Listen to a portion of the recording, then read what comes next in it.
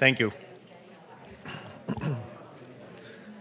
Excellencies, distinguished speakers, colleagues, and friends, good morning to all of you. I'm pleased to welcome you to this high-level meeting on the 2025 United Nations International Day of Cooperatives and to serve as your moderator of this opening segment on behalf of the Committee for the Promotion and Advancement of Cooperatives, COPAC. As you know, COPAC is an interagency committee of the UN system and cooperative movement. It is composed of key UN agencies, including the United Nations Department of Economic and Social Development, the International Labour Organization, Food and Agriculture Organization, the International Trade Center, and the United Nations Research Institute for Social Development, and also the International Cooperative Alliance, which is a non-UN member of COPAC. Now, COPAC purpose is to coordinate efforts in support of cooperatives and promote the integration of cooperatives into the development policy and practice. At the outset, allow me to thank the UN Federal Credit Union and the New York City Department of Small Business Services for partnering with COPAC to bring this event to life. This year, the International Day holds special significance as it falls within the International Year of Cooperatives. It is a unique moment to reflect, engage, and amplify the voice and impact of cooperatives across the world. COPAC is proud to support the UN General Assembly's call to advance this year's observance and to foster recognition of cooperatives' contributions to social development and social inclusion. Our theme today, driving inclusive and sustainable solutions for a better world, reminds us of what cooperatives do best: provide solutions. Whether in healthcare or housing, climate action, or the care economy, cooperatives respond to the needs by prioritizing the values of democracy, solidarity, participation, and shared prosperity. Throughout today's event, we will hear compelling examples of this in action. For example, we will hear about how financial cooperatives are mobilizing climate strategies, building financial resilience, and empowering communities. We will hear on how local governments can foster enabling ecosystems for worker cooperatives, offering concrete policy pathways for inclusive economic development. Now, these conversations are part of a broader effort within the UN system, including in the lead up to the second World Summit for Social Development that will take place in Doha next November, to recognize the cooperative model not as a niche, but as a proven, people-centered approach to sustainable development, that is a development that is socially, environmentally, and economically sustainable. And it is also encouraging to see growing support within the General Assembly of the United Nations. The latest resolution of the General Assembly on cooperatives had over 100 co-sponsors, making it one of the most widely supported resolutions at the United Nations. And the momentum about the around the International Year of Cooperatives 2025 reflects that appetite for partnership, for participation, for solutions leading to peace and solidarity. And I'm confident that we will witness the same eagerness for promoting the values of cooperativism at the upcoming World Social Summit in Qatar. Now, without further ado, I have the pleasure of inviting our first speaker to take the floor, Mr. Charles Katoanga, Director of the DESA's Division for Inclusive Social Development, in order to provide his welcoming remarks before handing over the floor to the rest of the distinguished speakers for their own interventions. Charles, you have the floor. Thank you. Thank you very much, Kostas. Your Excellency, Ambassador Pierre Yondorj, Permanent Representative of Mongolia to the United Nations, His Excellency Yabesh Monari, Chargé d'Affaires and Deputy Permanent Representative of Kenya to the United Nations, Ms. Diane Gross, Commissioner of the New York City Department for Small Business Services, members of the cooperative movement, distinguished delegates, colleagues and friends. Good morning. It is my privilege to welcome you to this year's commemoration of the International Day of Cooperatives at the United Nations. Let me start by thanking Ambassador Nyamdorj and Ambassador Monari and the governments of Mongolia and Kenya for championing the work on cooperatives at the United Nations, including as main sponsors of the biennial General Assembly resolution on cooperatives in social development that Kostas referred to. Excellencies, your leadership and efforts are needed more than ever before. From persistent poverty and widening inequality to the climate emergency, geopolitical tensions, and economic instability, the world is facing a mix of complex and deeply interconnected challenges. The ambitions that were set by the 2030 Agenda for Sustainable Development are now at risk. With less than 5 years remaining, only a fraction of the measurable targets is on track to be achieved. The 2025 edition of the World Social Report, issued by the Department of Economic and Social Affairs, reveals some of the real challenges to social development that we currently face. Inequality has deepened. Social cohesion is fraying. Young people feel disillusioned and disconnected, and trust in institutions is declining. 30 years ago, at the World Summit for Social Development in Copenhagen, world leaders pledged to place people at the center of development and call for a global commitment to eradicate poverty, achieve full employment, and foster social integration. It was a bold vision for a just and inclusive world. Yet the richest 1% now owns more wealth than 95% of humanity.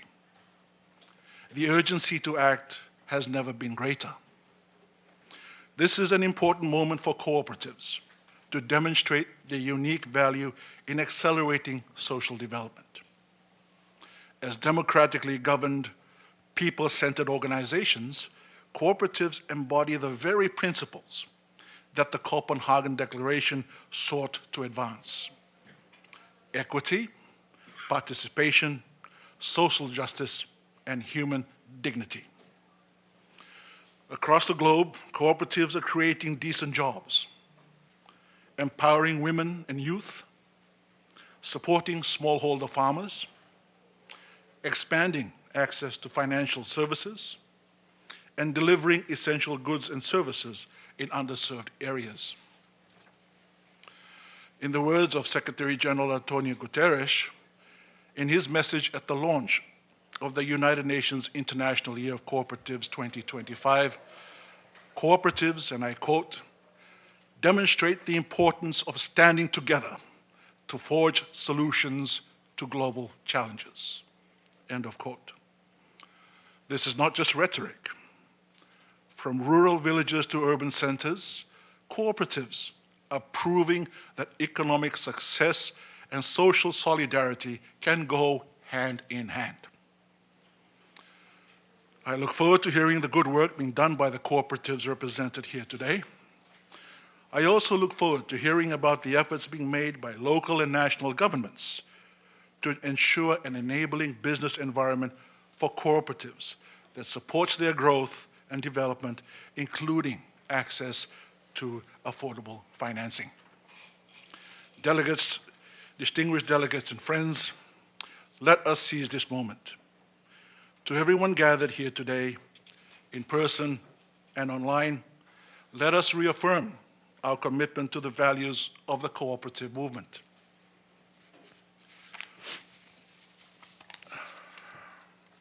As we accelerate our efforts to achieve the SDGs by 2030 and look towards the Second World Summit for Social Development in Doha, Qatar, later this November, let us together support and leverage the cooperative model to build a more just, inclusive, and sustainable world for generations to come. I thank you.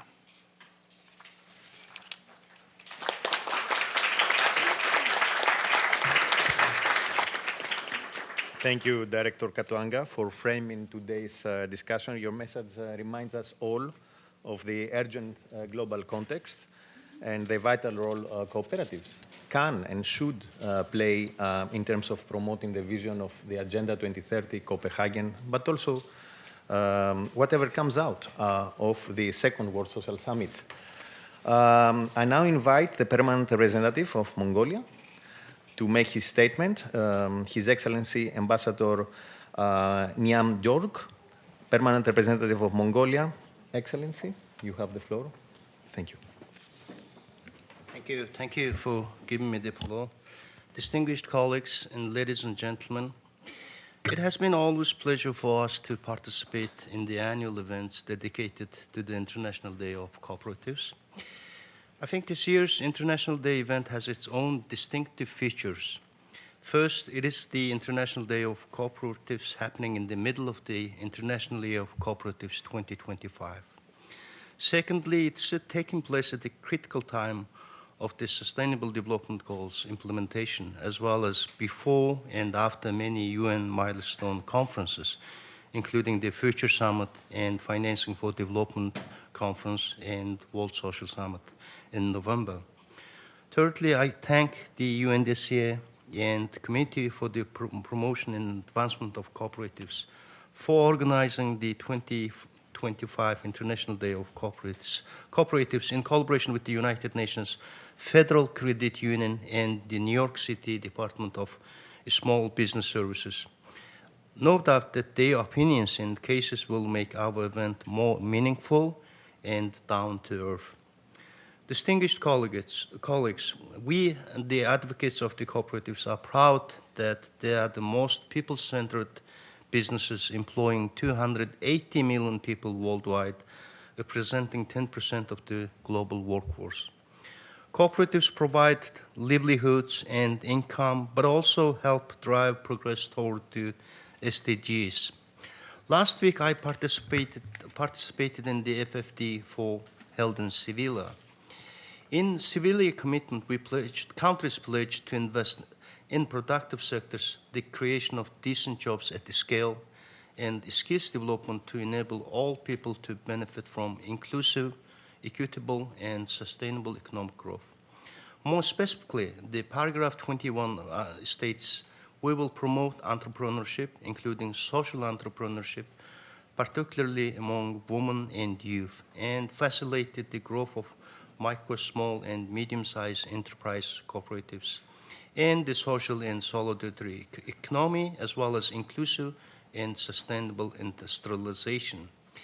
Thus, in my intervention, I want to touch upon more about the role of financial cooperatives to support the Sustainable Development Goals and the accelerated progress towards achieving these goals from our regional and national perspectives. Let me begin with the Asia-Pacific region. The cooperative movement in the Asia-Pacific region is very dynamic, evolving force with strong presence in various sectors and growing potential to contribute to the region's social and economic development. Financial cooperatives in the region include a diverse range of organizations like credit unions, cooperative banks, and savings and credit cooperative organizations, each with its own structure and focus. According to the International Cooperative Alliance Asia and Pacific, there are around 255,800 credit and banking cooperatives operating in the region across 28 countries.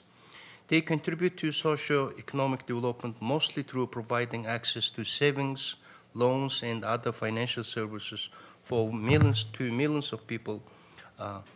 And the biggest number, over 90% of credit banking cooperatives are concentrated in Southeast Asia.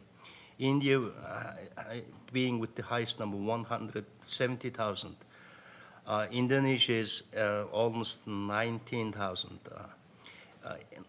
19,000. Pakistan is 27,000. Nepal is almost 14,000.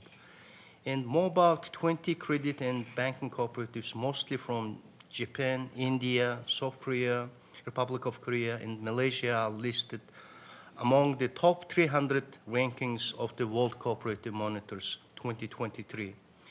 We can learn a lot from notable regional cooperatives such as Sanasa in Sri Lanka, Bangkara Kwet of Malaysia, Saraswat Bank India, and Norinchukin Bank of Japan.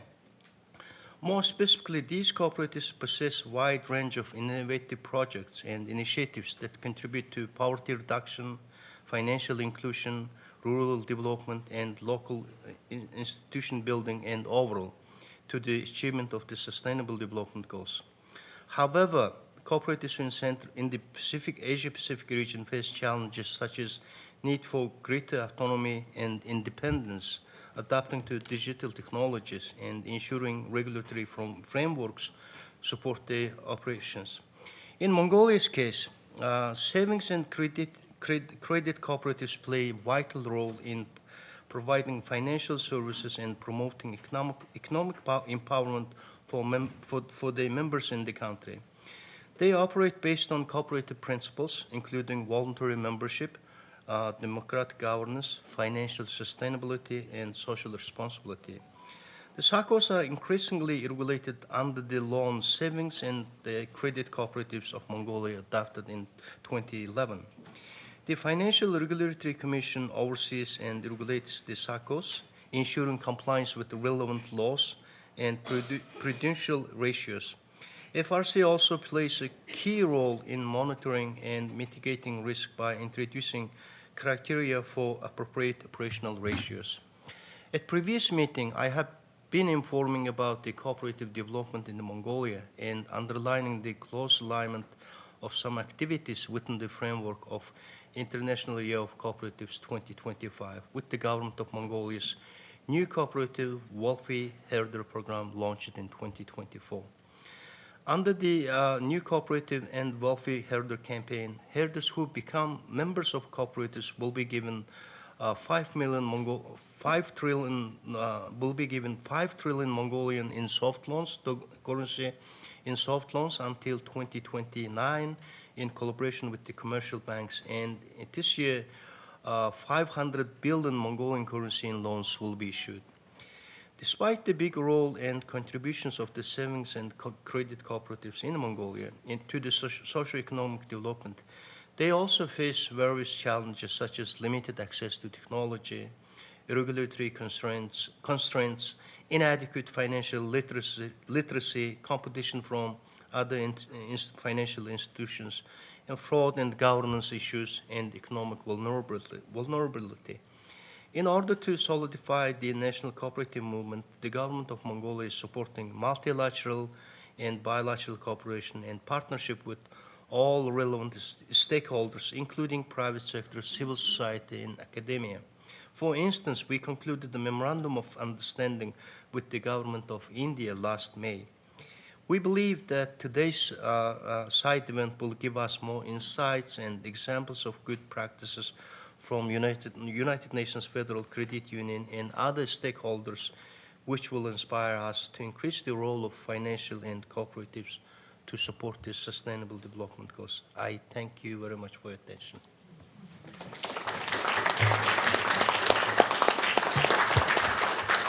Thank you, Ambassador Niam Dorje. Mongolia's continued leadership and commitment to cooperativism represents always a model for us, the Friends of Cooperatives and the Social and Solidarity Economy. Thank you also for providing an highlights about the situation of cooperativism in Asia, and especially the role of enabling environments, be it appropriate regulatory frameworks, financial incentives, and the role of alliances with the broader society. Thank you. I now give the floor for his remarks to His Excellency, Ambassador Yabesh Morani, Chargé d'Affaires at the Permanent Mission of Kenya to the United Nations. Excellency, you have the floor. Thank you so much.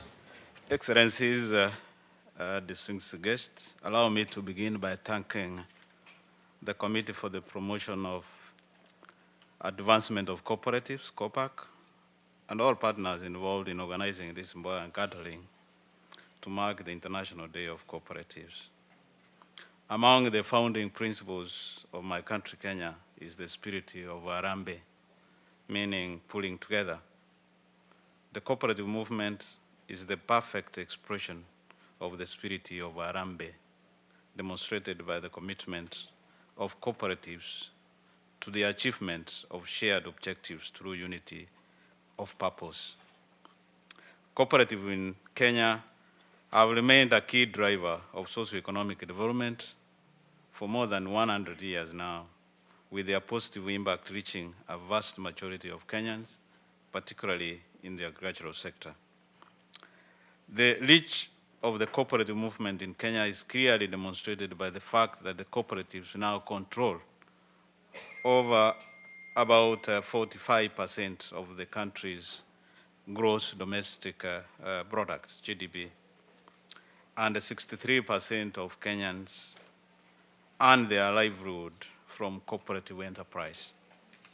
Trends suggest that this influence continues to grow, especially in the provision of savings and credit services. These savings and credit cooperatives, also known as the SACCOs or credit unions, have mobilized savings of approximately $9 billion US. By pooling these resources, cooperatives provide much-needed financing to micro, small, and medium enterprises that might not otherwise access such a funding from traditional banks.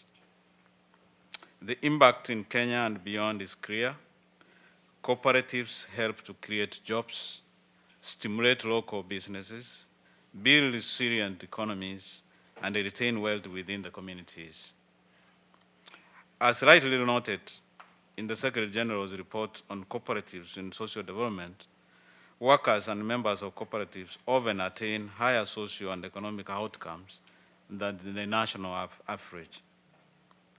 Cooperatives also contribute to greater social inclusion and the eradication of poverty and hunger by improving outcomes for traditionally excluded groups such as women, youth, older persons, persons with disabilities, and indigenous peoples.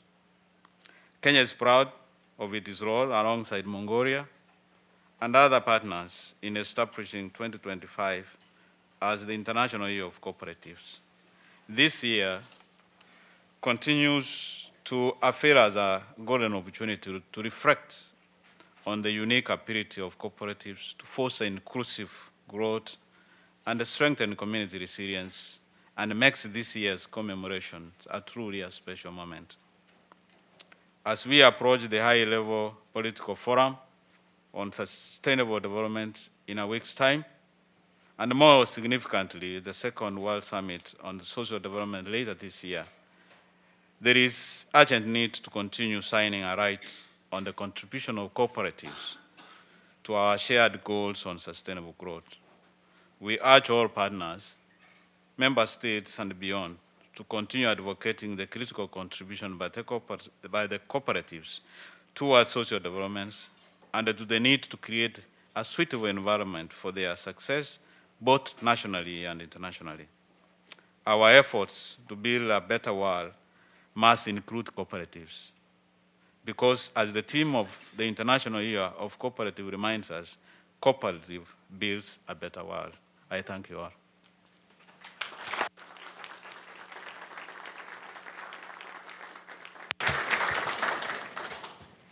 Thank you, Ambassador Morani, for your statement and for Kenya's continued leadership and engagement in the area of cooperatives and in advancing this agenda both nationally and at the multilateral level. Thank you. I'm now giving the floor for her presentation, to Ms. Dinishal Gross, Commissioner at the New York City Department of Small Business Services. Commissioner, you have the floor. Thank you. Thank you very much, and good morning, everyone. My name is Dinishal Gross. I am the Commissioner of the New York City Department of Small Business Services. We love acronyms in New York City, so you'll see us referred to as SBS for short. I'm so happy to be here for this event, this workshop marking the International Day of Cooperatives. And I want to offer my thanks to COPAC and the United Nations Federal Credit Union in planning our participation in today's event. Thank you also to Andrew Alamati, Amin Lamrabat, Claudia Beatriz Altavaz, and the rest of the team from the UN for organizing this event with SBS. And thank you to all of the represented worker cooperatives in the room today, and to all who help uplift the work of cooperative development in New York City on a daily basis, including the members of my staff in the room today. It's an honor to share the dais this morning with Officer Papadakis, with UNDESA Director Charles Katanga, Ambassador Niam Dorg, and Ambassador Lokale. We're also joined today by 9 cooperatives who have been part of the Worker Cooperative Business Development Initiative, and 9 organizations who have been part of that initiative for over a decade. Just a bit of background on the Department of Small Business Services. We're a local or New York City agency that works to unlock economic potential for New Yorkers across the 5 boroughs through neighborhood and workforce development, certifications to support businesses in growing through government contracting, and offering no-cost business services to help New Yorkers launch, operate, and grow small businesses to their maximum potential. We work very hard to connect New Yorkers to good jobs and create create strong small businesses. And we accomplish this through community-based strategies and direct customized assistance for businesses in this specific urban context. Any of New York's 8 million residents can connect with our services online. Our website is nyc.gov/SBS. We also operate a network of walk-in centers that provide workforce services and business solutions services, and they can receive one-on-one assistance at those locations. Worker cooperatives are a critical part of this work and achieving our mission. For the past 11 years, New York City has upheld worker cooperatives as an essential strategy to reduce inequality, and we have backed their success with custom support leveraged through our agency and the Worker Cooperative Business Development Initiative partners. We are leading the nation here in New York City and at SBS by investing public dollars in worker cooperative development. In the last fiscal year alone, fiscal year 25, which just ended a few days ago, New York City invested $3.6 million in services to help incubate, launch, and support cooperatively owned businesses. And this investment has been stable and even increasing across multiple iterations of our city council, multiple mayoralties, and 5 SBS commissioners. As a result, partially of this support, New York City is home to the largest number of worker-owned cooperatives in the United States. With ever-evolving industries and a widening wealth gap, worker cooperatives present an innovative and community-minded approach for a different worker-owner paradigm, one that centers workers and enables economic sufficiency.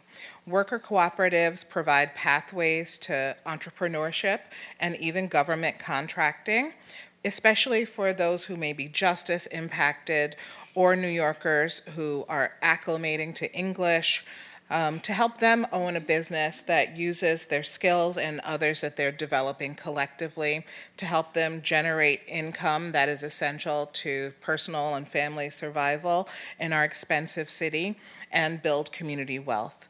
And historically, there have been few government-supported avenues to make this type of economic progress.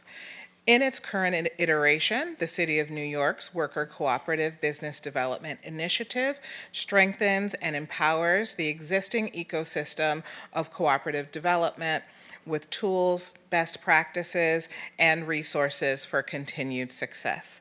And I'm deeply thankful that we're able to continue raising the profile of worker cooperatives and the social and solidarity economy through meaningful discussion and learning today.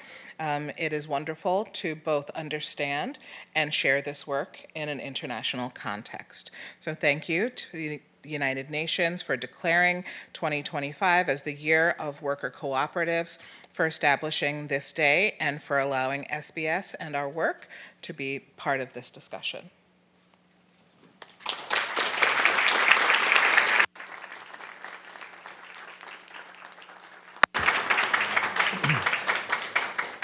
Thank you, Commissioner Gross, for that powerful reminder of how cities, not only countries, cities like New York can be true incubators, as you said, of innovation through cooperative enterprises.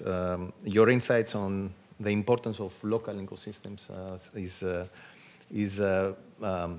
are very important and set the stage, I believe, for the discussions and the rest of the day. Thank you, Commissioner.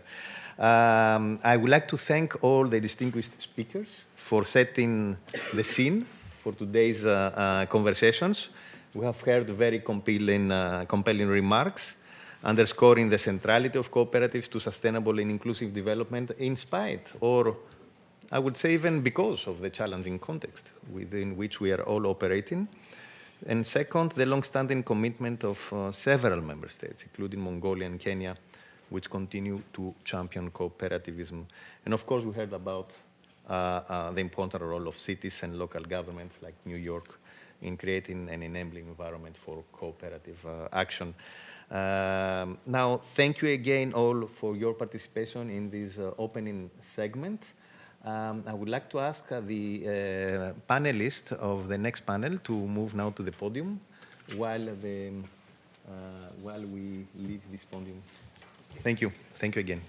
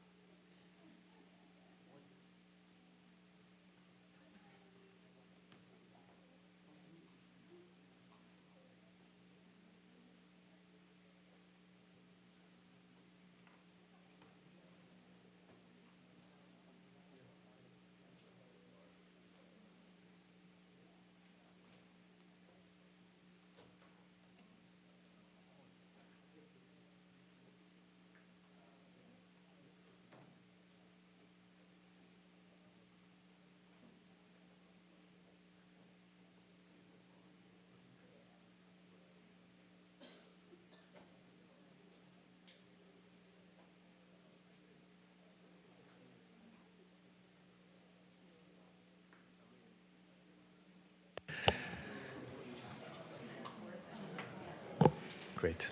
So we will continue with today's program with two panels and one speech that will reflect on the breadth and the depth of the cooperative model, from finance to climate, from care to family farming cooperatives, and how these experiences can inform our collective work, including in the lead up to the World Social Summit and beyond.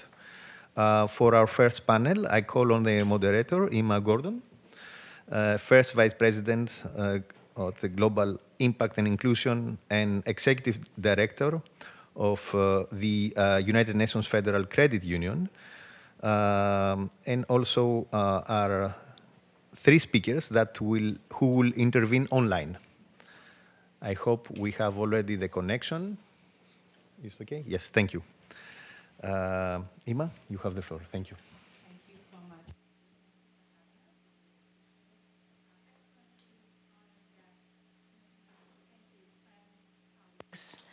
It is our privilege for the United Nations Federal Credit Union to join you in celebrating this UN International Day of Cooperatives. We are honored to be a part of today's program alongside a remarkable group of global credit union leaders.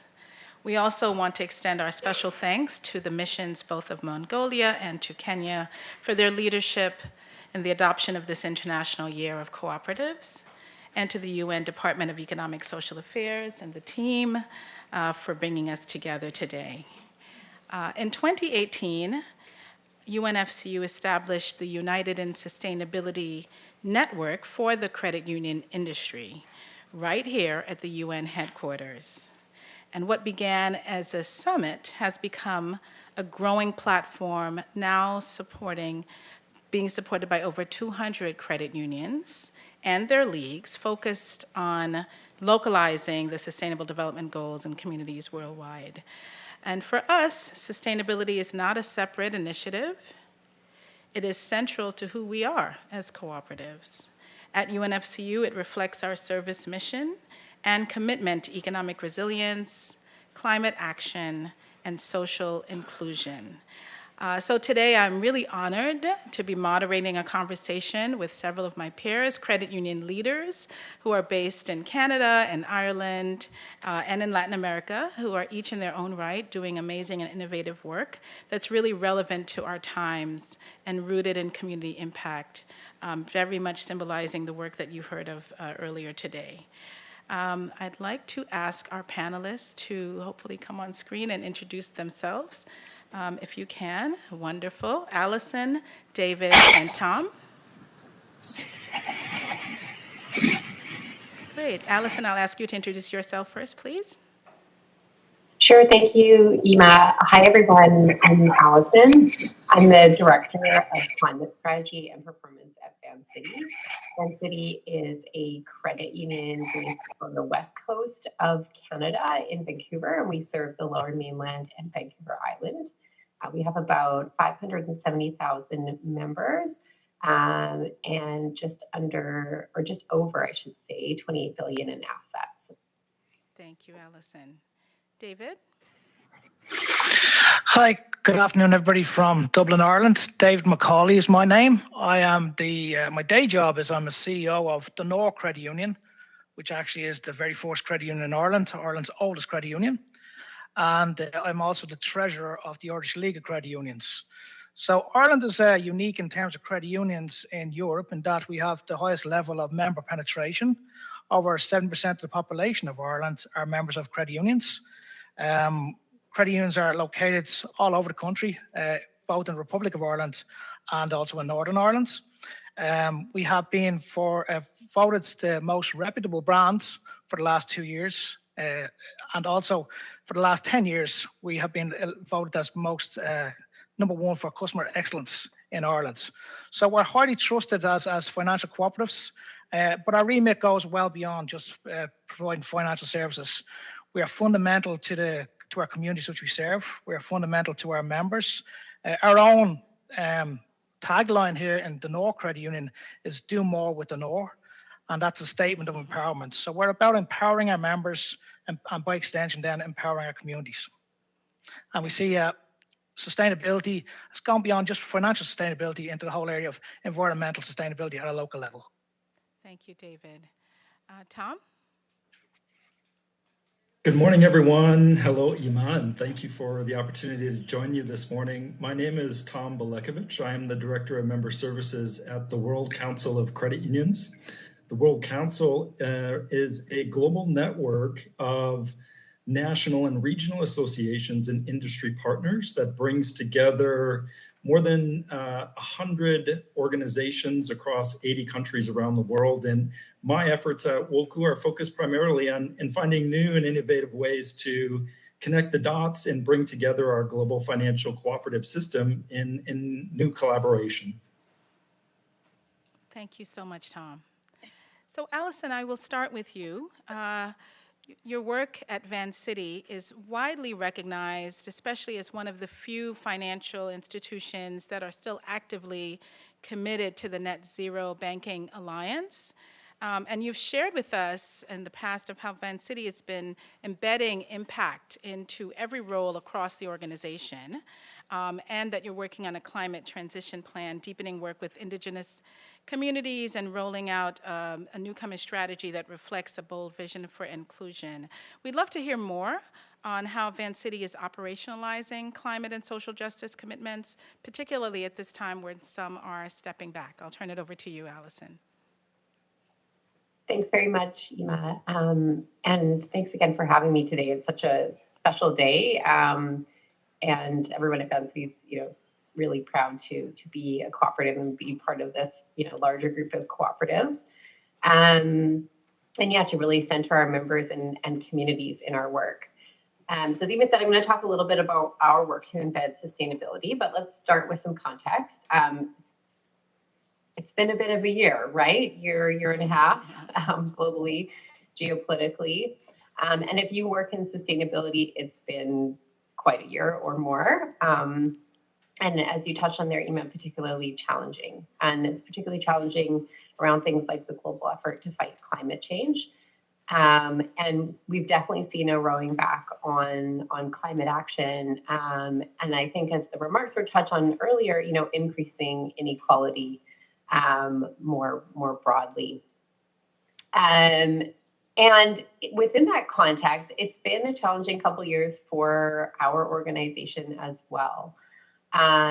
When we posted our 2023 financial results in early 2024, it was our first financial loss in a long time. And while we're underpinned by strong capital reserves, it really forced Vancity as an organization to look at everything we do and how we do it. And it was a tough time, and we really needed a refreshed approach going forward. Now, given that external environment that I touched on and that challenging internal environment, it was really a pivotal moment when it comes to sustainability or impact, as we call it at Vancity. We've long been committed to this space, but we were in that moment of like, what is this going to look like going forward? And I'm really happy that at that reflection point, Vancity looked at its values, its vision, the fact that it is a cooperative.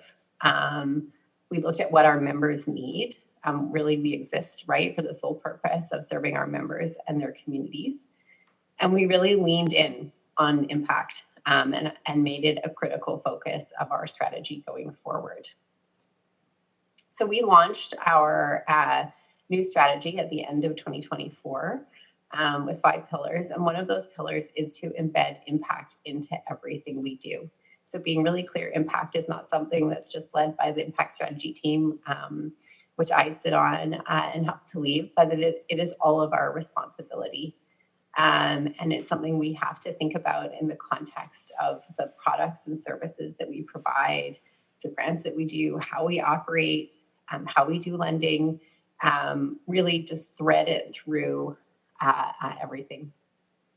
We also, in that strategy, committed to our 4 areas of impact. So climate, equity and reconciliation, affordable housing, and cooperatives and community. And those are really guided by what our members have told us they feel Vancity should focus on. Our leaders played a really critical role in that process, helping to set those 5 pillars, and then also working to ensure that we've got, scorecards and processes that support that work to embed impact. And I'm happy to say, we're still pretty early days. We're about, 6 months into this 3-year strategy, but we've really seen quick traction on new impact initiatives that we're trying to roll out. So Ima, you mentioned in the opening there, we're doing some work around newcomers. We've actually just launched today our refreshed offer for newcomers to Canada. I think it's soft launching today. Maybe, I haven't had a chance, or it's early this morning here, to check the website and see if it's up yet. But we have released a new offer for newcomers, and we worked with our settlement agency partners in doing that.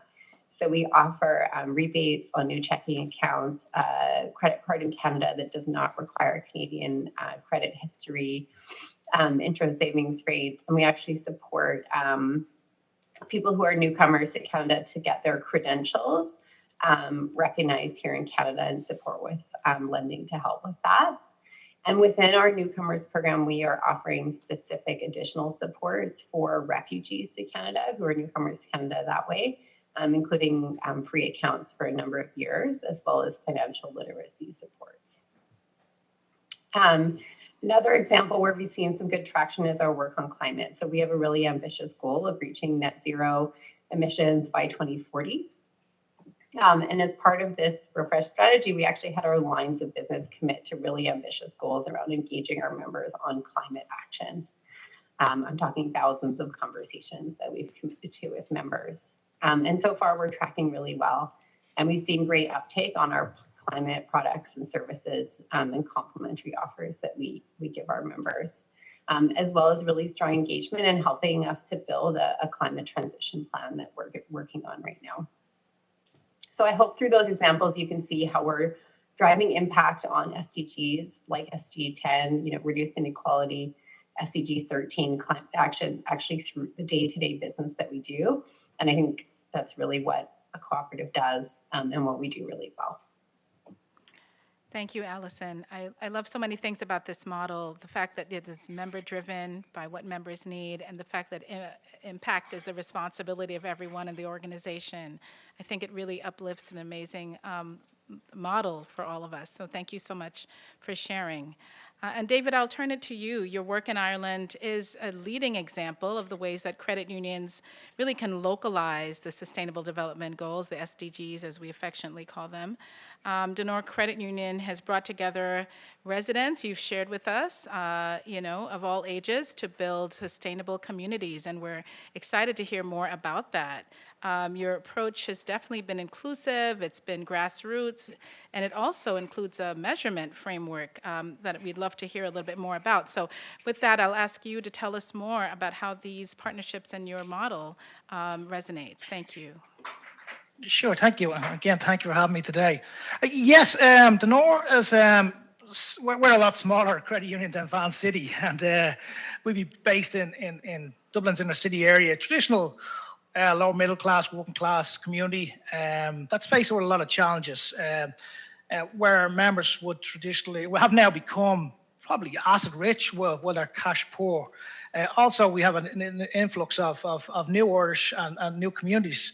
So much so, we have 87 different nationalities as members of our credit union here. So we're a very inclusive and diverse credit union, and that's very, very welcome, all those communities. In terms of because of our unique trusted position, in 2020, the credit union here, the Donor Credit Union, undertook kind of a review and an evaluation of what our purpose is. Financially, we were very strong. Financially, we've been very successful. We were growing our loan book, growing our membership. We really took time out just to ask ourselves what we are. And so we were the very first credit union to undertake a social impact study.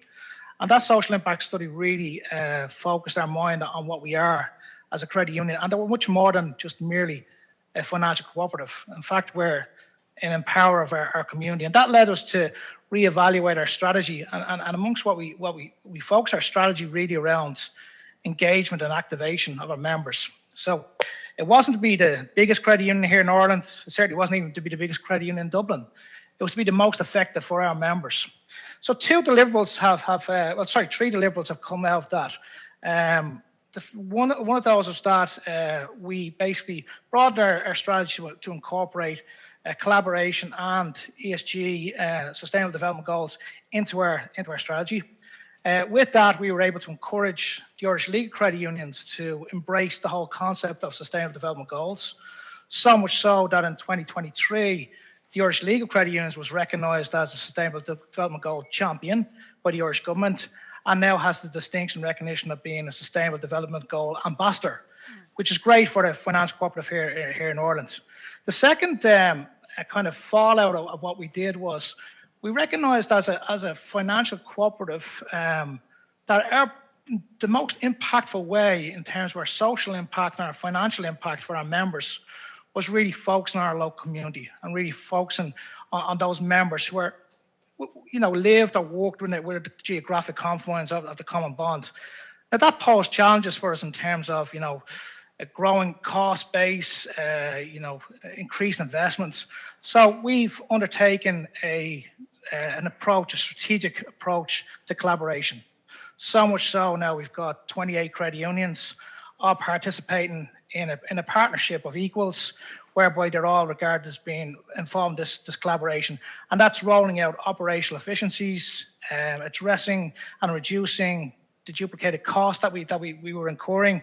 And it makes us a more effective proposition for our members. And also we've coalesced around the idea of sustainable development goals and rolling them out in terms of what we want to do for our communities. We're making our offices, our branches more accessible to the wider range of communities, to people who traditionally would not be encouraged into financial enterprise or financial businesses. And that would include people who have, not just diverse needs, but also potentially medical needs or stuff like that. And then the third deliverable, which we've really focused on, is this whole area that you've mentioned there, a sustainable development community. So sustainable development community is kind of a new concept. But what it is leveraging off the trust, the strong governance, the financial controls, and the goodwill of the credit union. We, alongside residents, local sports organisations, local community groups, and existing groups who are already in the environmental space, are working together to make this part of inner city Dublin more livable, more breathable, and a more sociable location for our members. And we're doing that through a multitude of different projects. Some of them are very, very basic, such as tidy towns, litter pick. We organise that with our local schools. Once every couple of weeks, we go out, and that has the effect of showing people that there's people in the community who are actually care about their community and are doing things for their community. The other thing that we've actually done here as a credit union is we've decided to live this as well. So we've moved now to make our building completely, our own premises here, completely carbon neutral. So much so now that we actually generate more electricity than we actually use. So we're in the process now of a very ambitious project to actually look at the feasibility of setting up an energy cooperative, which will basically address fuel poverty in the local community, hopefully retain and recircle and recycle excess energy that's generated in community buildings here back into community organisations or back amongst the members of the community here who probably struggle with bills and stuff like that. This is basically a coalition of partners, a coalition of community groups, a coalition of activists. We have to say we're being encouraged along the way. The Irish government now has, recognised that credit unions potentially have because of our standing in the communities, potentially are a great vehicle in which to deliver these local community initiatives. So we're excited by this proposition. I hope to be speaking to you in 2 or 3 more years to say we've moved on a lot more. But this is a challenging proposition. But we're addressing needs at a local level, and so far so good. It's working for us. Thank you, David. That is such a terrific example of really localizing the SDGs. I hope that we can talk more and more in the future about sustainable development communities. I love that, and I'm looking forward to using your model. Hopefully we'll see that in more places. Thank you so much for sharing. With that, I'll turn to Tom. Tom, the World Council of Credit Unions plays such a unique role in unifying the movement across regions. And you've shared that this is a great inflection point for the organization, refocusing its work on elevating member voices and using data storytelling and global cooperation. Personally, I'm excited to see you next week with all of the other credit unions in Stockholm, where we'll be gathered. But thank you so much for being that space for us where we can gather and share notes and strategize together about the important cooperative models that we're all a part of. We're really especially excited to hear about your upcoming global report. And we'd be excited to hear more about the new chapter for WOCU. So turn it over to you, Tom. Thank you. Yeah, thank you, Ima, and hello, everyone, and thank you for the plug for our conference. We're all really excited to come together with our global credit union family next week in Stockholm, Sweden. So, and thank you to the UN Department of Economic and Social Affairs and our friends at the United Nations Federal Credit Union for this great opportunity to be part of this special event, so celebrating our cooperative difference. As I mentioned in my introduction, the World Council of Credit Unions represents a global network of national and regional associations that are working every day to expand opportunity and deepen resilience and better serve their members, especially in the communities that are most often left behind. And we're seeing how this work has become even more important in recent years.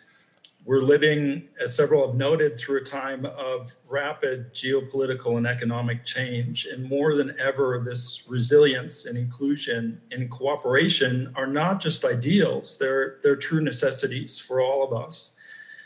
So, at the World Council specifically, we've felt the impact of these shifting global priorities.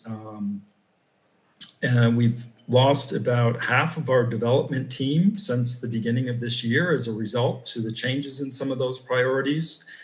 And while that development assistance is evolving, we see really that the cooperative movement strength has always come from within.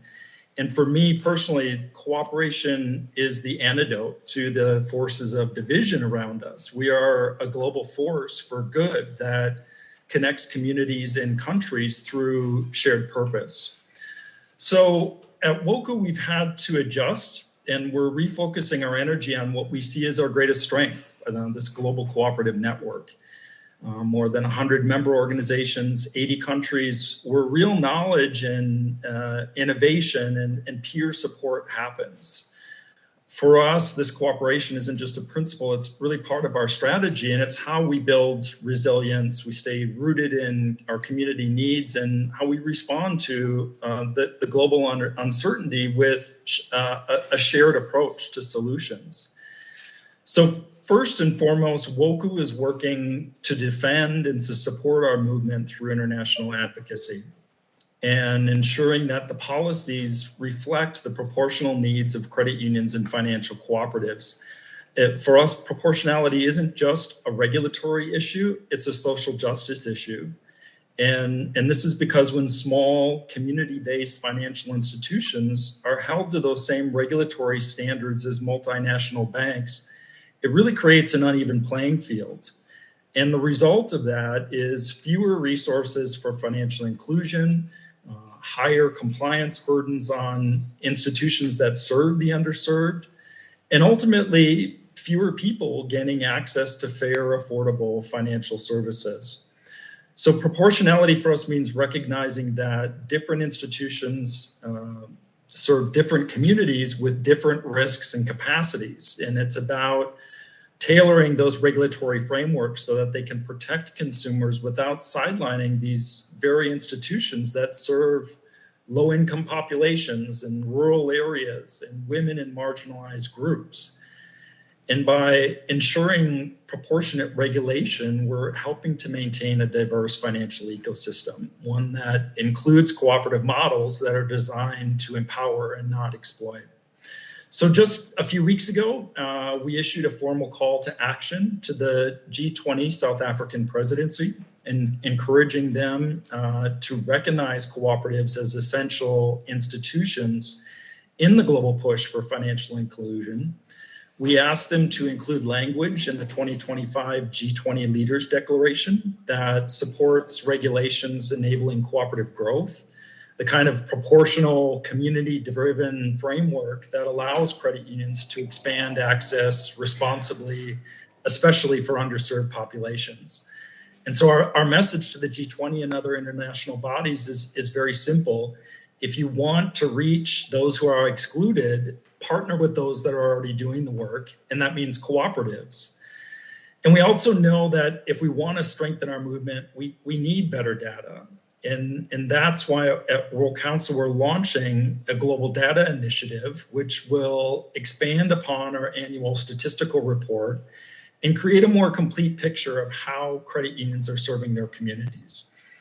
Our goal in this effort is to collect deeper insights, not just about financial performance, but also about how membership and demographics and access and impact. And it's this kind of information that's really critical for making smart decisions and telling our story effectively and ultimately advocating for the policies that reflect our value. We see cooperatives create real impact, but we need the data to show that. And later this year, I'm very excited that we'll be releasing an expanded annual statistical report with some of these new insights. But this is really just the beginning of a broader effort at World Council to tell the story of financial cooperatives' impact in more human terms. Another key piece of this is our members around the world really inspire us every day. They're not isolated stories. They are part of a global movement that is adapting to new challenges with real creativity and solidarity. In Africa, for example, we've partnered with ACOSCA, the African Confederation of Savings and Credit Associations, to improve data capacity and coordination across their affiliated national associations. And just last month, ACOSCA hosted a regulators roundtable in Ethiopia that brought together public and private sector leaders to explore how regulatory environments can really better support financial cooperatives in the communities that they serve. We're especially encouraged by the strong endorsement that this collaboration received from those participating regulators, and many of whom have now expressed a clear commitment to supporting our efforts. And for us, the recognition is of this critical role that data and coordination play in strengthening financial inclusion is really a powerful signal that public-private cooperation is moving in the right direction. We see in Brazil other examples of impressive innovation through an initiative called Bureau Co-op, which is a cooperatively owned data platform that is working to strengthen transparency across the system. And it's a great example of shared infrastructure that has been built out by financial cooperatives in cooperation with the Central Bank of Brazil. And it's really a reminder of how much we can achieve when we work together. Ultimately, we see that spirit of collaboration is reflected in the leadership at the Central Bank of Brazil, which has actively promoted financial cooperatives as a tool to advance the Sustainable Development Goals. And it's through initiatives like Agenda BC, which focuses on financial inclusion, sustainability, and innovation, that the Central Bank of Brazil has recognized cooperatives as key partners in building a more inclusive and resilient financial system, particularly in those underserved regions of the country. So for us at WOCU, we believe financial cooperatives are already delivering on the promise of inclusive and sustainable development, but we know that we can do even more with the right visibility and support. So my message on the International Day of Cooperatives is really this, that we must put cooperatives at the center of our global strategies. We must recognize our unique role in the financial access and resilience and community empowerment. And ultimately, really, we must work together across sectors and across borders to make sure that our cooperatives have what they need to grow. So thank you so much for the opportunity to join you today and to share a few insights on some of the work that we're doing at World Council. Thank you, Tom. Thank you so much. And those were incredible examples from around the world. We really appreciate it.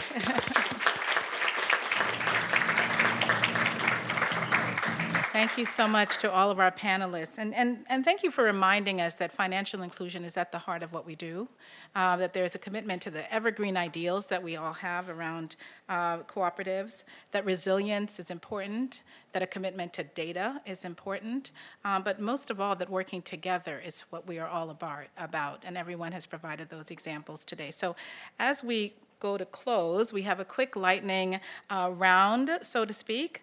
I'll just ask our panelists to share with us what's one key element that is particularly unique to the credit union model that helps to build effective partnerships for the SDGs and the communities. I'll ask David to answer that really briefly, and then Allison. I'll say the word that we'd use is engagement. Credit unions have a unique relevance and unique identity, unique connection with our members and with their communities, and we need to work on that engagement. And this avenue of being seen to be at the forefront of sustainable development goals resonates so much with young people. It resonates with potential new members, and it really places, and we've experienced this, and we're proof positive that this works, that this can actually deliver for the credit union, make the credit union itself a more sustainable business as well. So engagement is the word, and just reaching out there and being seen and to embrace this and actually to deliver it. Thanks, David. Allison? Sure. I think a real key element is our focus on shared value, right? It's our business model and what we do. And so we bring this to partnerships. And we build partnerships that are absolutely aligned with the SDGs, but also responsive to local needs and lived experiences. And we really work to understand what our partners, need to deliver, and how understand where those shared goals are and what we can do together. Thank you so much. And Tom, I'll just ask you, since we've run out of time, tell me one word that symbolizes what does sustainability mean for credit unions. Tom? Oh my gosh, one word. For me, it is resilience. Mm-hmm. I think that resilience is key for our ability to endure economic shocks, to support communities over time, and to maintain our long-term relevance while staying true to our cooperative values. Thank you so much, Tom. And in these remaining seconds, I'll just, again, thank our panelists so much. These reflections were really, really, really helpful and incredible this morning. At UNFCU, we continue to work closely with our members and our partners to build financial well-being and to localize the Sustainable Development Goals. I do have to do a quick plug that on the 18th and 19th of November this year in Montreal, Canada, we will host our first international, but not first at all, United in Sustainability Summit. We'd invite all of you to join us either virtually or in person, where many, many credit unions and our credit union partners will gather and share solutions and insights on climate resiliency, economic empowerment, and sustainable development. So definitely check out more at uisnetwork.org. I do want to say thank you so much on behalf of my colleagues who are here in the room and who are not here in the room. Also on behalf of our board, our CEO and President, Pamela Ignone, our Executive Vice President and Global Sustainability Program sponsor, Prasad Sarpanini, who is in the room. Thank you so much. Our global staff and our UIS community and our partners and panelists. Thank you. Thank you for hosting us.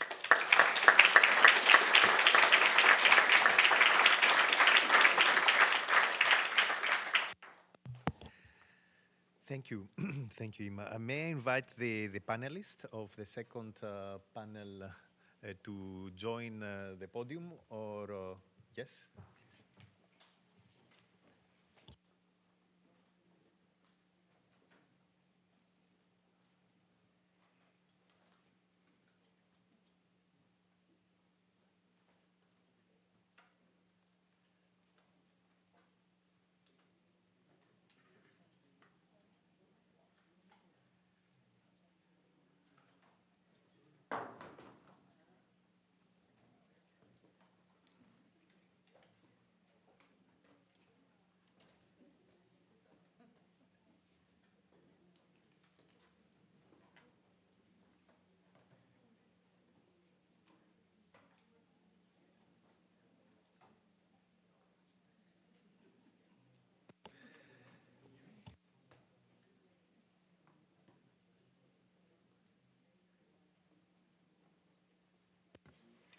Good morning, everyone.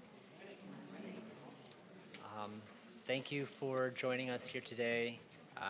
It's an honor to be here on representing the City of New York and representing the Worker Cooperative Business Development Initiative. First, I'd like to say thank you for all of the opening remarks that we've heard from the excellencies and representatives. Green. Can you hear me now? Yeah? Okay, better. Great. So, as I was saying, it's an honor to be here representing the City of New York and the Department of Small Business Services and the Worker Cooperative Business Development Initiative. I first want to say thank you to our opening speakers, excellencies, for setting the floor, setting the stage for today's conversation about cooperativism within the International Year of Cooperatives and celebrating the International Day of Cooperatives. I would also like to thank our panelists from the United Nations Federal Credit Union, and I'd also like to thank the UN Department of Social and Economic Affairs and the Committee on Promotion and Advancement of Cooperatives for helping set up this event and collaborating to make this day happen. So first, I'd like to introduce myself. I'm the Executive Director, I'm Kobe Coulter, Executive Director of Business Programs at the New York City Department of Small Business Services. I oversee a set of programs that support entrepreneurs in launching and growing their businesses here in New York City with a particular focus. Many of our programs have a particular focus on creating equitable pathways to business ownership. One of these programs, which we'll be discussing today, is the Worker Cooperative Business Development Initiative, which I have overseen for the past 5 years. So before we begin, I would also like to provide a quick agenda for our panel today.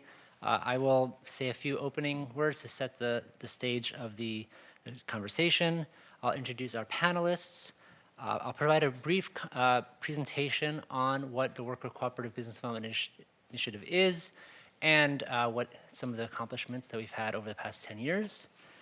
Then I will open it up to the questions for our panelists, and if we have time, we'll also open up to the audience for Q&A. All right, so today we're here to talk about worker cooperatives, businesses that are both owned and controlled by their workers. And to put this in some economic context, today in the US, income inequality is at an all-time high and only expected to increase. According to a recent Congressional Budget Office report, the top 10% of earners have 69% share of all wealth, while the share held by families in the bottom 50% is only 3%. The worker cooperative model is a model that can help combat wealth inequality in two main ways. There are many others, but there's two main ways.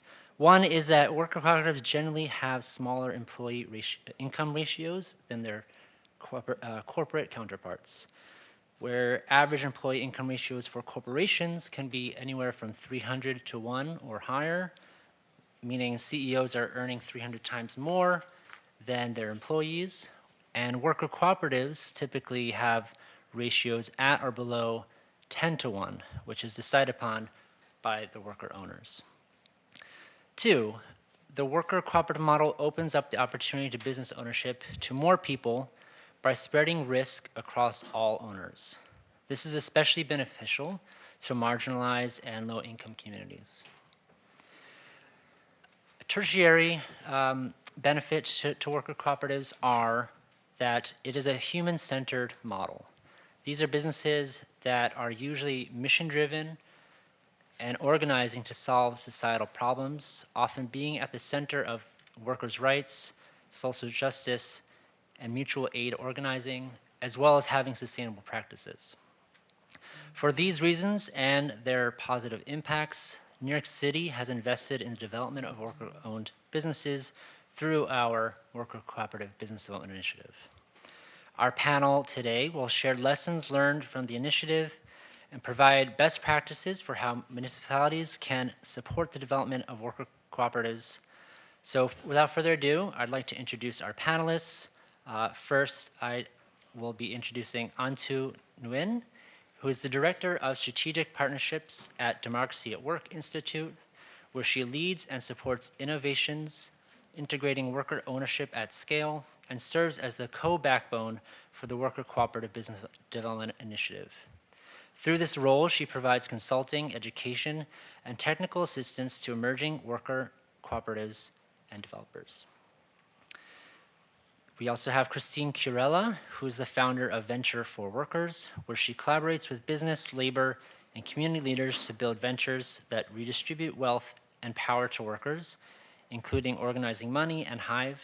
She is the former senior policy advisor to New York City's Deputy Mayor for Strategic Policy Initiatives, where she has designed and operationalized programs to address the racial wealth gap, including advancing worker and community ownership, addressing predatory lending, and accelerating high road and minority-owned businesses to build quality jobs. She's also the board president of the Democracy at Work Institute. Unfortunately, our third panelist, Martha Montefiore, was not feeling well.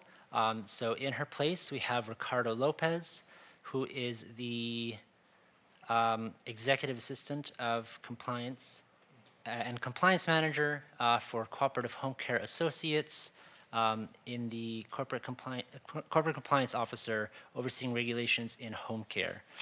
Just a little background on the Cooperative Home Care Associates.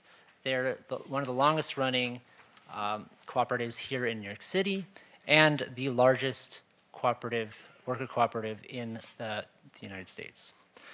So those are our panelists. We'll start a conversation in a few minutes, but I wanted to give an introduction into what the Worker Cooperative Business Development Initiative is. Next slide, please. Thanks. There we go. So the WCBDI, which I'll be referring to moving forward, is started in 2015, so it's been 10 years in operation. It's been a collaborative initiative between New York City Council and the New York City Department of Small Business Services to support and empower an ecosystem of 13 nonprofit organizations developing worker cooperatives in New York City. Worker cooperatives, as you've heard, give New Yorkers the opportunity to co-own a business, create sustainable and dignified jobs while developing community wealth. This is particularly important tool for people who lack access to traditional business ownership, as I mentioned before. The initiative supports the incubation, creation, and conversion of worker-owned businesses through technical support, educational services, and unique financing models that are particularly driven for the co-op model. And it is, as our Commissioner Diana Shaw-Gross mentioned, is the largest municipally supported initiative in the U.S. That is helping to develop worker-owned businesses. Next slide. So some successes over the past 10 years. The initiative has helped to support over 1,000 businesses. So while the initiative does work to develop worker-owned businesses, there's a larger ecosystem that the initiative supports that includes organizations providing technical assistance and other community-based organizations that are looking to support worker-owned businesses. The majority of our worker owners in New York City are women, immigrants, and are people of color. The top 3 industries in New York City's worker cooperatives are cleaning services, professional services, and manufacturing. This has opened up to create unique models of cooperativism, including the first franchise cooperative, the Brightly Cleaning Cooperative, and also, as our commissioner mentioned, has created the pathway to having the most concentrated number of worker-owned businesses in any city in the country. And to the right here, you'll see some key metrics where we've helped to support the development of 141 active worker cooperatives that are currently operating, 1,300 plus jobs created, 28,000 plus educational services delivered, and 16,000 technical services delivered. So now that you have that context of what WCBDI is, I will now flip it over to our panelists who can provide their unique perspectives on what this initiative has accomplished over the past 10 years, but also what has it contributed to the solidarity economy, social and solidarity economy here in New York City. So the first question is, why should municipalities invest resources in the development of worker cooperatives? The first response will be from Ricardo.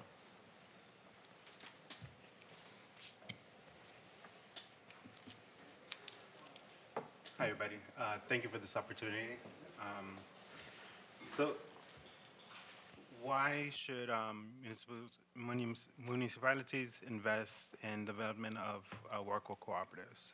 Ultimately, worker cooperatives are built with the community in mind, designed to uplift people who are often excluded from traditional business ownership. For example, in CHCA, CHCA's board includes 8 elected home care workers and have a voice in the direction of the organization. When we invest in our workforce, we're investing in the health and strengthening of our communities, not just because it's the right thing to do, but because it's the cooperative model, consistently delivering high quality outcomes for everyone involved. In this sector where the turnover is usually between 60 and 70%, CHCA has historically maintained a turnover of about 20%. This means clients receiving dedicated care from caregivers for years. Thank you. Thank you. Next response from Antu. Yes, thank you, Kobe. So with regards to why municipalities should invest resources to worker ownership, worker cooperatives particularly, I see this as a combination of legacy preservation and also economic opportunity, creating new opportunities. So in New York City, 44% at minimum of the workforce is made up of foreign-born workers. At the same time, at the national level, 40% of business owners are baby boomers. The youngest baby boomers are going to be retiring within 5 years in 2030. This presents an enormous wealth transfer that's happening and also incredible opportunities for creating wealth building for new communities, newcomers, as well as for existing businesses in terms of preserving what they've created and what is often possible in driving the economic engine of a place like New York City. And New York City is a laboratory in many ways for what's possible for municipalities across the country and across the world in terms of the resources, the opportunities, and especially the challenges. So in investing in worker ownership, New York City is creating an example of what it might look like to try to create a more equitable economy, especially in perhaps the most inequitable city in the world, on how to create a tide that lifts up all boats. Thank you. And Christine?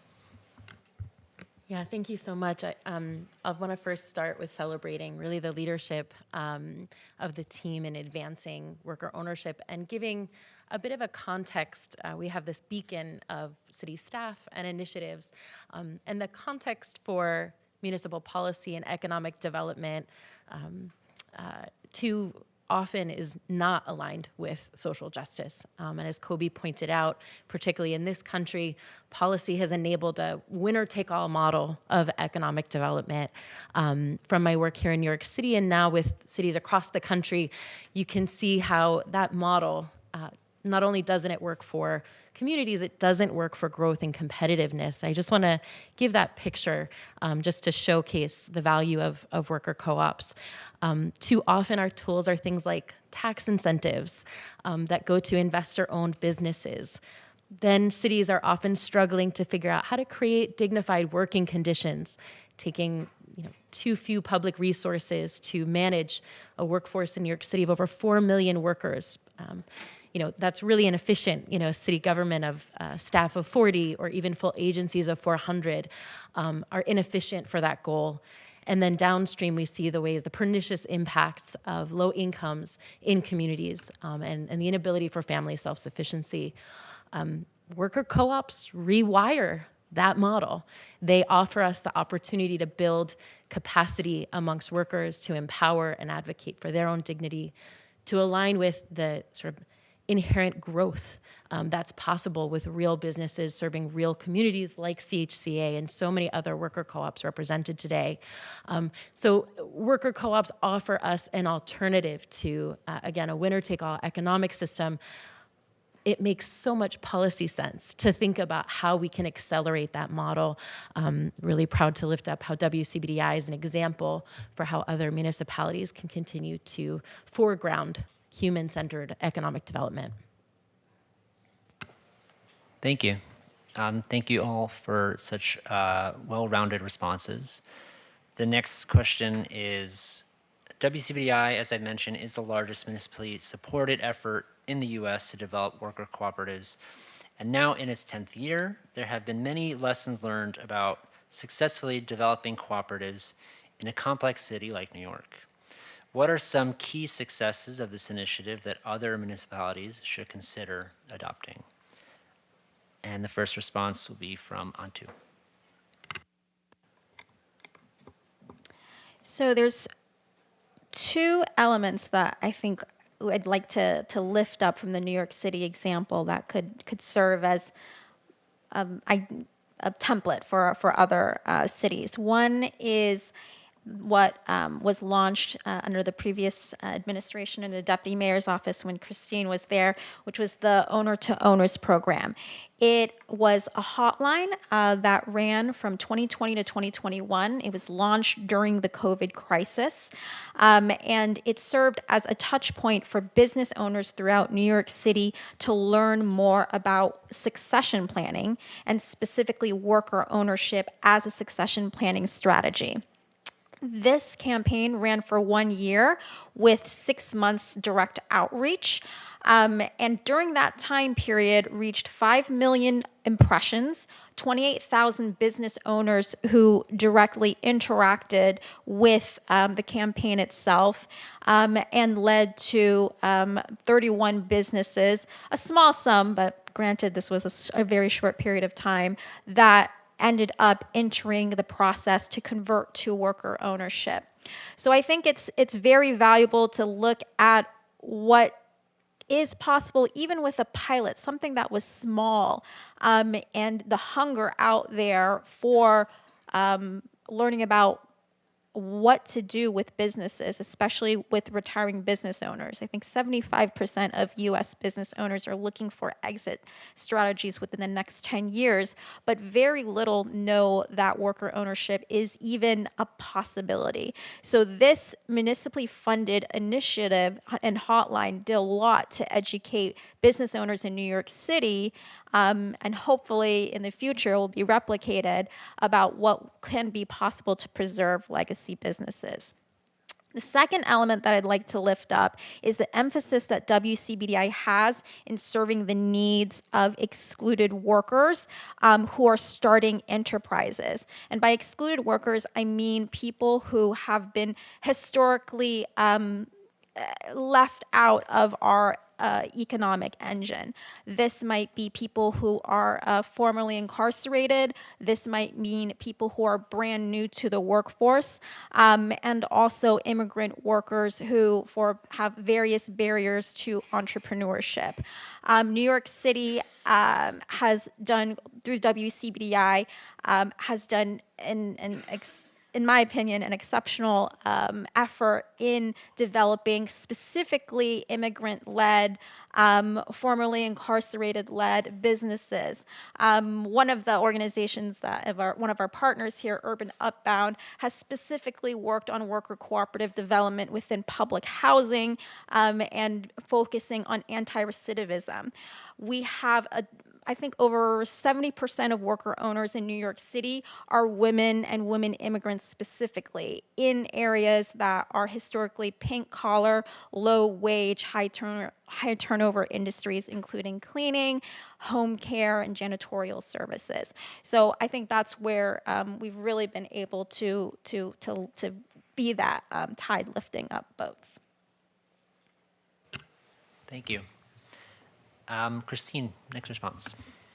Excellent. Thank you. Great to build on what Antu just shared. I think, when I think about what has been critical for WCBDI or from WCBDI for policymakers is that it's been really a space for incubation and investing, a sort of testing spot, if you will, to understand what are the most effective ways that we can build worker-owned businesses, what are the unique ways that we can serve really hard to reach and hard to serve communities, and how can policy think and respond to that to help scale. And so Antu mentioned one of the models where I'm quite proud of, the Owner to Owners initiative, where we very quickly stood up, I think it was in 3 weeks, a citywide hotline because of the infrastructure that technical assistants and worker owners themselves had been able to create. So I think that's a really interesting model. How do we scale up community capacity? Similarly, with the support of the working world, that had been focusing really closely on manufacturing businesses, we were able to create a citywide initiative that served industrial corridors across the city, indeed on the far edges of New York City, because we had that capacity and that rooted model. And the other real success of WCBDI, I think, is really standing up businesses that are alternatives to the status quo. So I really want to amplify what Ricardo mentioned. In home care, one of the industries that has notoriously, poorly served workers, poorly served clients, unfortunately, we have the model that is CHCA that says another form of business is possible. And I think that's really been critical for our policy imagination and, frankly, I think our culture and norms about what our economy should look like. Excluded workers, others, what does it mean for workers to have voice, agency, and ownership in this city? It's something I hope we'll continue to expand upon. Thank you. And Ricardo, last response. So yes, the key success of our cooperative is the ability to work with other cooperators, not just to learn from each other, but to lean on each other for resources. While we are currently working with ICA Group, which is an experienced cooperative developer, they provide services like financial consultation, strategic planning, marketing, and operational research. Their support has been instrumental in our day-to-day operations. While we are celebrating 40 years this year, actually, this wouldn't be possible without the support of other cooperatives and other organizations like SBS and PHI. Thank you. And our last question is, WCBDI was created to create pathways of economic empowerment for New York City's underserved communities, as we've already heard countless of examples from our panelists. How has the worker cooperative model supported this mission in New York City, and how has it supported the broader social solidarity economy movement in New York City? And the first response will be from Christine. I'll say I think 3 things I observe from my perch. One, it's given workers the chance to imagine what's possible in our economy. Again, in the face of so many systems that look to workers not as the drivers, owners, and visionaries in the workplace. It's forged folks who understand how to create value, how to live into their voice. And I think that's been, I've observed how that's shaped the labor movement, our minority and women-owned business programs, to really understand workers aren't at the sidelines. They're central to how we build sustainable businesses.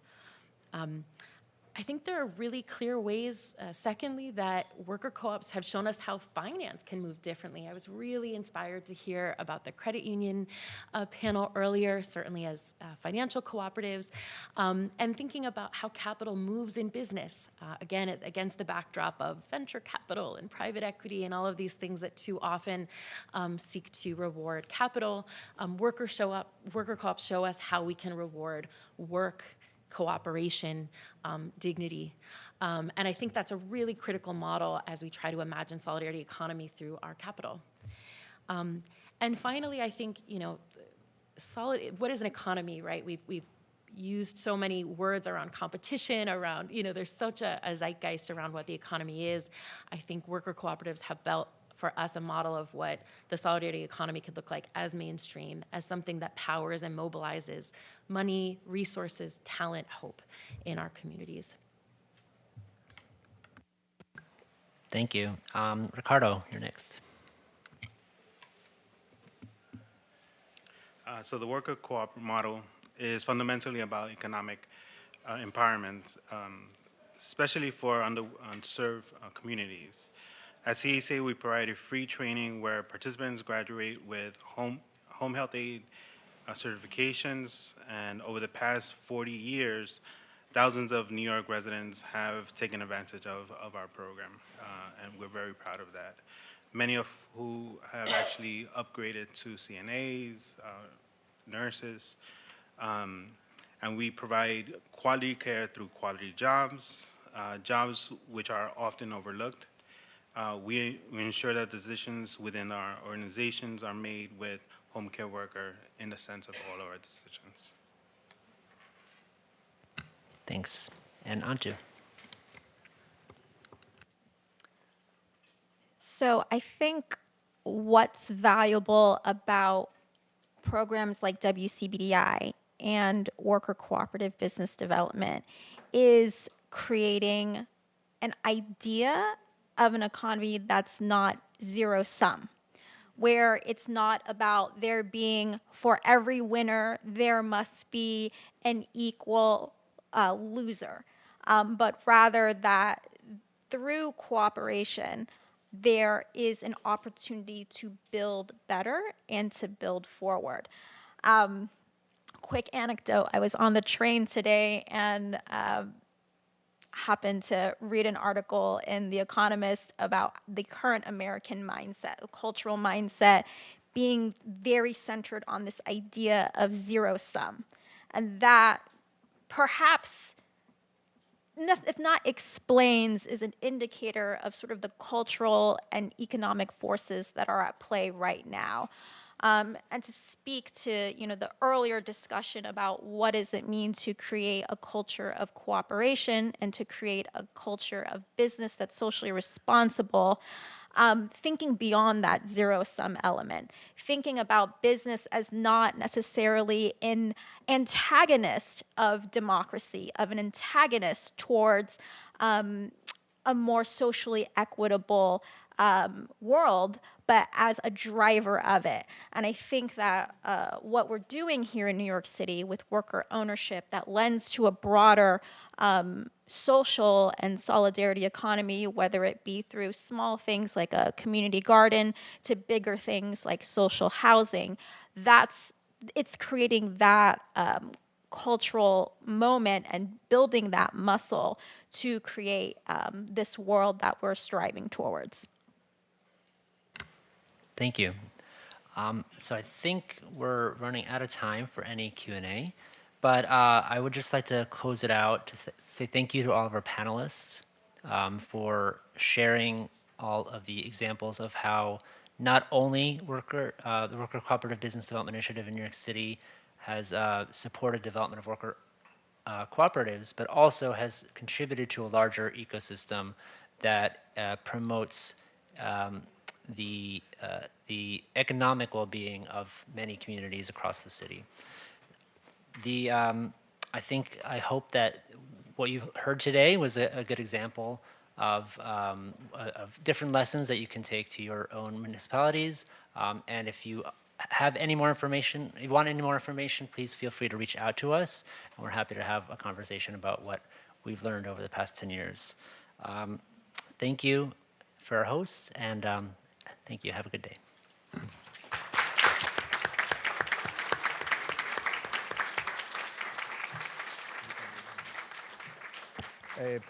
In the interest of time, please remain in your seats unless you have to leave the room.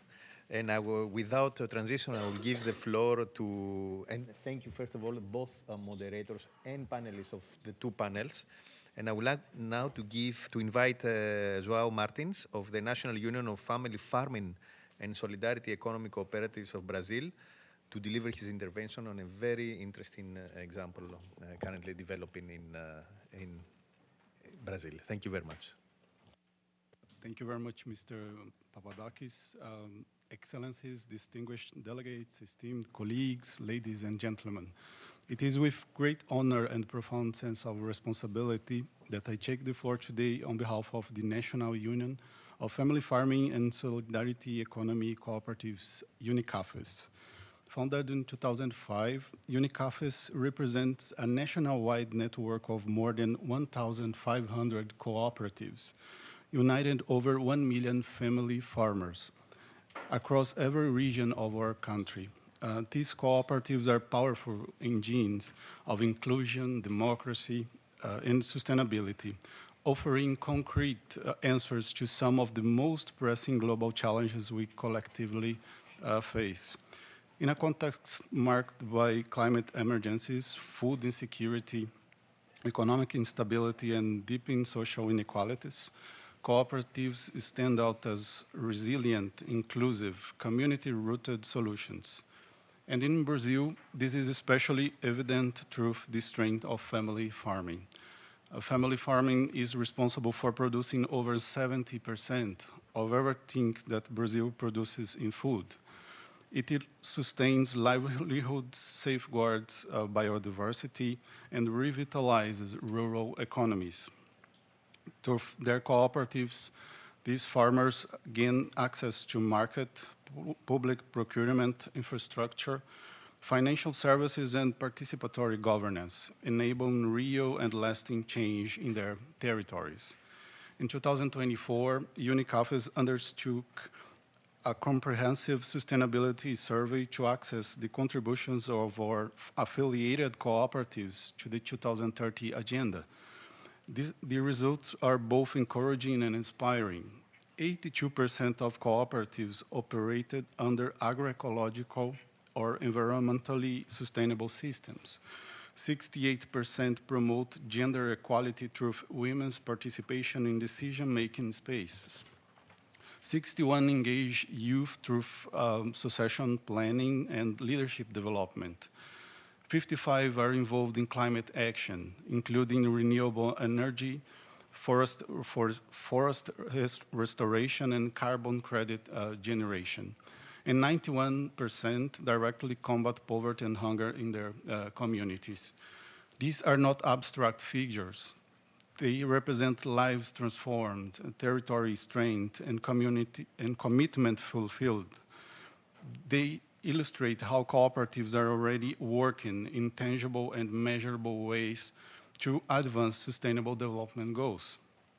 This year, as we celebrate the International Year of Cooperatives and the 20th anniversary of UNICAFES, we are also preparing to actively contribute to COP30 to be held in the Brazilian Amazon.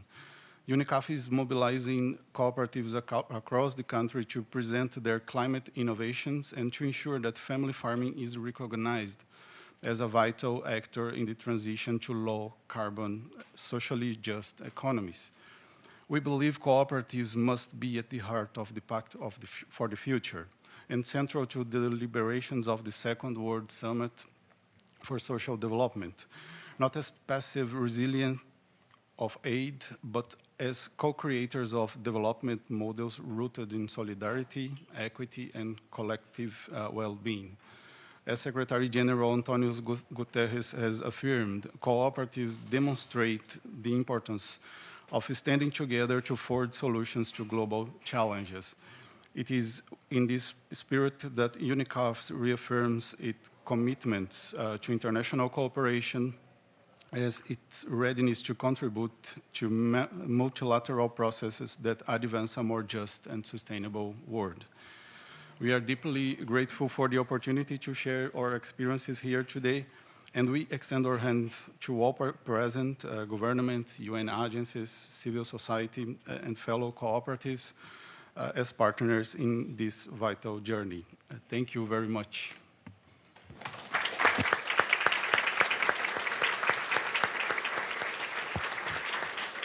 Thank you.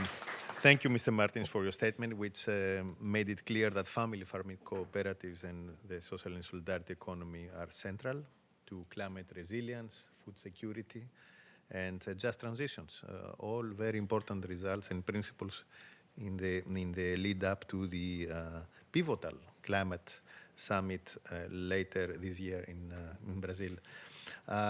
Instead of me making a closing statement, I would like to give the floor to the participants of this. I'm sure you have many questions. Please keep your questions as short as possible, and please, the panelists from the two panels, feel free to take the floor and address these questions. Thank you.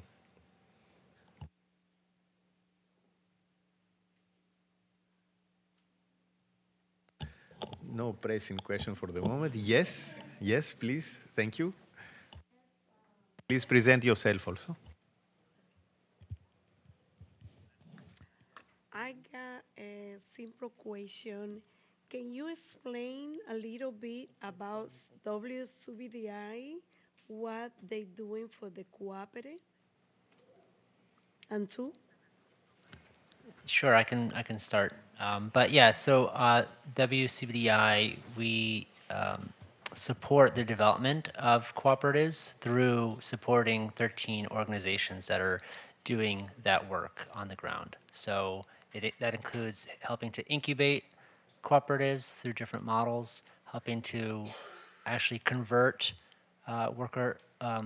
convert traditional businesses to worker-owned businesses, and then also a number of different supportive services and educational services that will contribute to the growth and the launching of those cooperatives as well. I don't know if anyone else wants to add anything. Sure, I can speak a little bit more to what we do at Worker Cooperative Business Development Initiative. So the organizations are they're NGOs that are contracted through the city, receiving funding through New York City Council every year since fiscal year 15. So that was starting in July of 2014. What this allows the NGOs to do is provide what would otherwise be pretty costly business services, whether it's financing, marketing, the consulting that is necessary to create and build a business, to be done all for free. So, for example, with transitioning businesses, converted businesses through owner to owners, these businesses that are interested in becoming worker-owned businesses where the current owners are looking to retire, they're able to get technical assistance services that are valued at up to like $20,000, I think. All for free through the city. And this is really valuable because not a lot of people know about worker cooperative businesses. It seems very exotic. It seems very strange. A lot of business owners that we talk to have never even thought about selling to their employees. And then with workers who are learning about, like new entrepreneurs learning about worker cooperative businesses, they have a lot of questions. There is at times like some suspicion because they might be familiar with, a traditional well, I own my own business and I have employees, but what if I own a business with other people? Is that going to start? Are we going to start trouble here? Like, what's going on? So a lot of the work that we do is education, in addition to that technical assistance, and it's something that, thanks to the city and city council funding, we've been able to do free of charge for the last 11 years, which is a major reason why New York City has now become the largest worker cooperative business ecosystem in the U.S., surpassing San Francisco, I believe, in the last 3 years. Thank you, Clara. Thank you. Any other questions, please? We have first a gentleman and then here. Sure. Is this on? There we go. My name is Esteban Kelly. I'm the Executive Director for the U.S. Federation of Worker Co-ops. I'm also representing the U.S. on the board of CCOPA, which is the International Co-op Association embedded in the ICA. Well, our CEO would be upset if I didn't mention that I'm also the immediate past chair for the National Cooperative Business Association, so the credit unions are part of that membership as well. My question is about just, it seems to me like the inroads around partnership with government, that there's a lot of lessons there. But it also seems like there's a lot of opportunity as everyone is rethinking what public-private partnerships can look like. A lot of opportunity for cooperatives to build partnerships with other sectors, not just the government, but with philanthropy, with research institutions, with labor unions, traditional organized labor, and other civil society institutions. I'm wondering what some of your thoughts are. Obviously, the panel was focused on New York, but our conversation and our frame is both national and global, and translocal as well. So I'm interested in what some of your thoughts are about the opportunities for how to unlock these new kinds of partnerships, not just in the abstract, but really thinking about the political moment that we're in now and the specific historical opportunity we have, sort of looking forward to reboot this, particularly around worker ownership. Thank you. Let's collect one or more two questions before giving you the floor, and we'll have only 2 or 3 minutes to reply. My name is Andres Bernal. I'm a professor at the CUNY School of Labor and Urban Studies. We have a certificate program in cooperative ownership there. Similar to Esteban's question, I'm interested in kind of collaborations between national governments and local efforts and municipal governments. In particular, one of the presenters online mentioned innovative policies with the Central Bank of Brazil.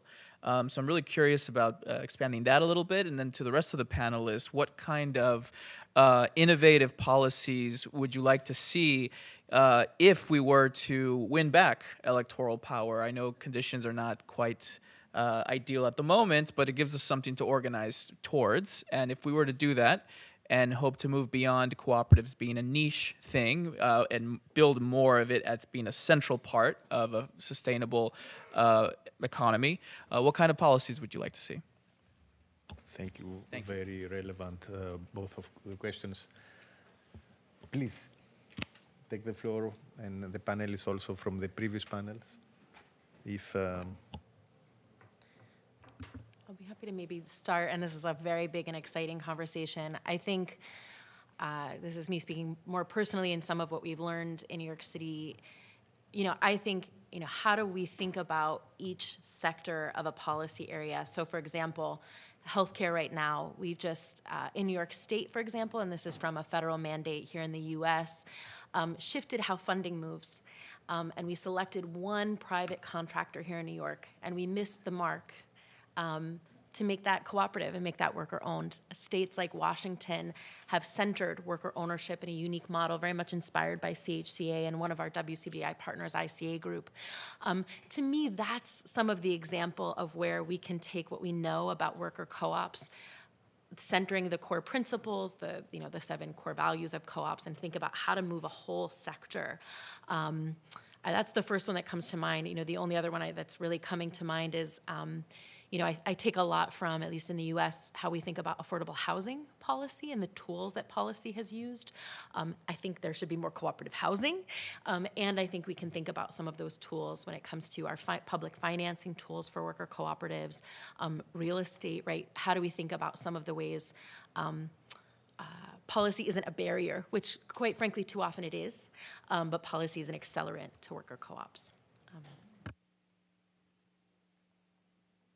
Yeah, I think I would echo what Christine is saying, but when it comes to public-private partnerships, I think of course, it's finding what strategically makes sense, and identifying certain industries where there's going to be a potentially lower-hanging fruit way to make it work for that industry. I think that's a good way to start. But I think an example from, I think WCBDI has been a really good example of how it's also much more of a grassroots effort. So I think municipalities should identify ways to partner with whatever grassroots efforts are actually happening around worker ownership, and identifying ways that they can either partner with them, fund them if they can, or find different avenues to elevate them to spread that across different communities in their municipalities. Thank you. Thank you very much. It's time to conclude. As we bring this session to a close, I would like to say, however, a few words without endeavoring to summarize the very rich and inspiring experiences you have presented. Allow me to just to offer a few reflections on what we have heard throughout this morning. Our first panel, led by the United Nations Federal Credit Union and members of the United in Sustainable Living Network, brought to light the impact of financial cooperatives, especially at the local, the community level. From Dublin to Vancouver to Costa Rica, we heard how credit unions are putting values into action, building financial inclusion, promoting community resilience, and investing in inclusive growth, localizing the SDGs, as one panelist mentioned. Our second panel, moderated by the New York City Department of Small Business Services, reminded us that local governments have a critical role to play in shaping ecosystems where cooperatives can thrive. The experience of the New York City Worker Cooperative Business Development Initiative shows, and other initiatives presented here show that what is possible when municipal policy aligns with principles of social justice, and when investing in the business and the community does not mean winner taking all, or a zero-sum economy, as I mentioned. So those are core principles promoted by the Sustainable Development goals, but also by the Copenhagen Declaration and Program of Action adopted some 30 years ago, and hopefully by the outcome of the next World Social Summit. And finally, we heard also the very important example of Brazil and the National Union of Family Farming and Solidarity Economic Cooperatives of Brazil, an experience which highlights the nexus between cooperativism, climate resilience, and sustainable food systems. So across all these interventions, the main takeaway I personally take is that when there is an enabling environment, a political will, legal and financial safeguards, and a commitment to the collective good and solidarity, cooperatives are not just responding to challenges, they can also deliver results that are inclusive, democratic, and sustainable, and can constitute an alternative model to some of the business and economic models that currently dominate our societies. So now let me end by thanking all the speakers, moderators, organizers, and participants, both in the room and online, for making this event a meaningful celebration of the International Day of Cooperatives. And a special thank also to Andrew Alimandi, who will be the chair of COPAC for the remaining few months this year. Again, thank you all, and let's applaud all the participants and all the speakers.